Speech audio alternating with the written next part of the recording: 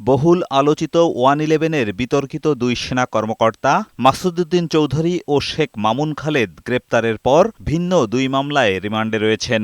রোববার আন্তর্জাতিক অপরাধ ট্রাইব্যুনালের প্রসিকিউশন তাদের দুজনকেই মানবতাবিরোধী অপরাধের মামলায় গ্রেপ্তার দেখানোর আবেদন করেন। তাদের মধ্যে মাসুদউদ্দিন চৌধুরীকে জুলাই আন্দোলনে ফেনীতে হত্যাযজ্ঞের মামলা ও মামুন খালেদকে গুমের মামলায় গ্রেপ্তার চায় প্রসিকিউশন।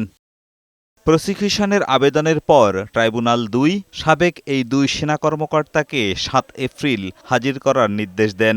আগামী ৭/৪/২০২৬ তারিখ 10:30টায় ট্রাইব্যুনালের সামনে তাদেরকে উপস্থাপিত করা হবে এবং সেই দিন ট্রাইব্যুনালের যে অপরাধের সাথে তারা সম্পৃক্ত, আমরা যে তদন্ত সাপেক্ষে যে অভিযোগ আসবে সেখানে তাদেরকে সরেরেস্ট করা হবে। ১/১১-র ঘটনায় জড়িতরা যতই শক্তিশালী হোক কেউ ছাড় পাবেন না বলে ছাপ জানিয়ে দিয়েছেন চিফ প্রসিকিউটর।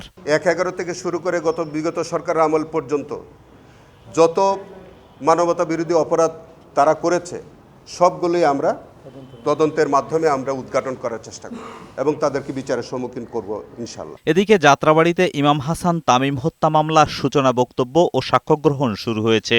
বন্ধু রাহাত হোসেনকে সেদিন পুলিশের গুলিতে নৃশংসভাবে হত্যা ও তাকে রক্তাক্ত অবস্থায় টেনে নিয়ে যাওয়ার বর্ণনা দেন তামিম। এজাজুল হক মুকুল, বৈশাখী সংবাদ, ঢাকা।